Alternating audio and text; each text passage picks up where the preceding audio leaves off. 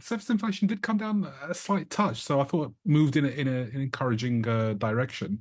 But as you mentioned earlier, we're probably now in the stage where things start to get a little bit more difficult. We start to see goods price inflation picking up as the energy component on the year-on-year basis starts to come out. Although we did see from Ofgem that we are going to get another cut on the energy price cap, so that'll be helpful in July. But then from the sort of third, fourth quarters onwards, you might start to see a bit more upward pressure coming through, as the Bank of England have warned.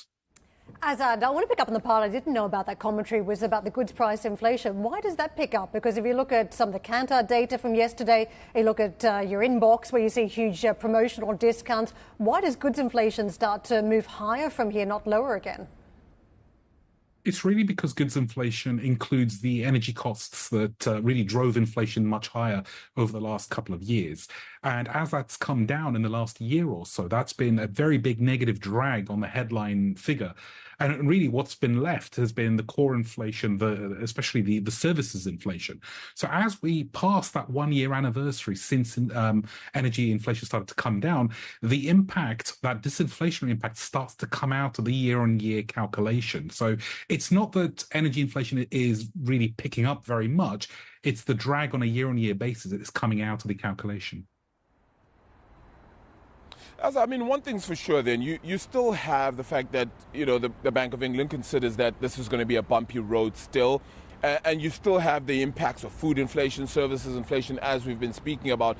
But that core impact is still one to also look at, and it hasn't returned to target. Do you think that becomes a key worry for the Bank of England? Do they look at that and then say, well, we have to signal to the market that, yes, we're ready to cut, but we can't do so just yet, and that maybe slows them down with regards to their rate cutting?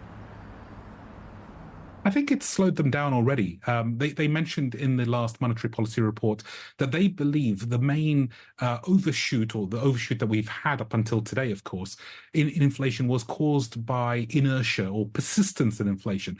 This is where the labour market is trying to catch up with the previous rise in costs, the cost of living, essentially. But now that we've had the headline rate heading back towards 2%, it now becomes very difficult for the labour market to start demanding much higher pay increases. Certainly, those 6% annual rates will start to come down in the near term. So I don't think it stops them cutting rates. It's really a question now of whether they want to surprise the market with a rate cut this week, or whether they want to follow the market and wait for August or September.